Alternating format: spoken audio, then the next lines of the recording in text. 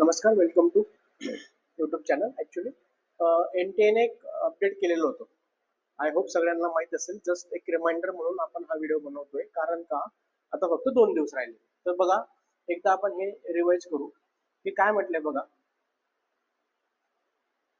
Hair bye inform all candidate that dedicated facility has been made available on the NEET registration portal for submission of paper bank account details.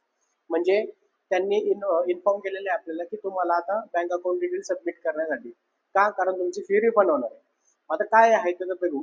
Candidate काय करायचं, तुम्हाला log in to the NEET registration portal. आता प्रत्येकाचे log in credential प्रत्येकाकडे असतील. त्याच्यानंतर तिथं log in केल्यानंतर तुम्हाला रिफंड लिंक दिसेल. का? To access the refund portal. तुम्हाला रिफंड लिंक दिसेल, त्याच्यावर क्लिक करायचे.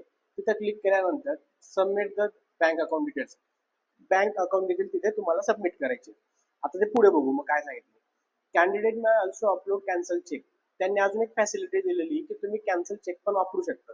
का का वापरू शकतात? का? Because ensuring the accuracy of bank account details. म्हणजे ते कॅन्सल चेक अपलोड केल्यानंतर तुमचं बँकेचे जे काही अकाउंट डिटेल्स आहेत ते ॲक्युरेट असतील, मिसमॅच वगैरे होणार नाही. त्याच्यानंतर after submission of the details same shawl be treated as final. एकदा तुम्ही सबमिट केलं तर ते तुमचं फायनल असणार आहे. ठीक आहे. त्याच्यानंतर no further changes shall be permitted. म्हणजे याच्यानंतर तुमचे कुठलेही चेंजेस किंवा कुठली गोष्ट ऐकली जाणार नाही, त्यांनी म्हटलेलं. तर त्याच्यामध्ये म्हटलंय, हा पॅराग्राफ इम्पॉर्टंट आहे सगळ्यांसाठी. का? The facility of submission of bank account details shawl remain live from 22 मे, म्हणजे 22 पासून तर 27 पर्यंत. तर आजपासून तुमच्याकडे किती दिवस आहेत? 2 दिवस राहिलेले आहेत.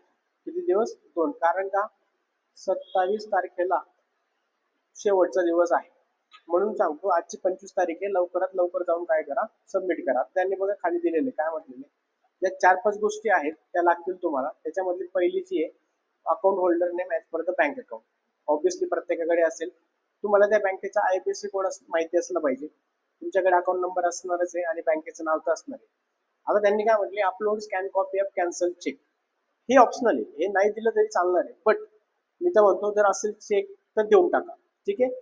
पण लक्षात ठेवा, हा ऑप्शनल आहे, नाही भरलं तरी चालेल. मग काय, या वरच्या ज्या आहेत त्या इम्पॉर्टंट आहेत. ठीक आहे. ज्यांनी भरलं नसेल त्यांनी लवकरात लवकर जा आणि हा जो काही बँक डिटेल्स सबमिट करायचे आहेत ते लवकरच जाऊन भरून द्या. धन्यवाद.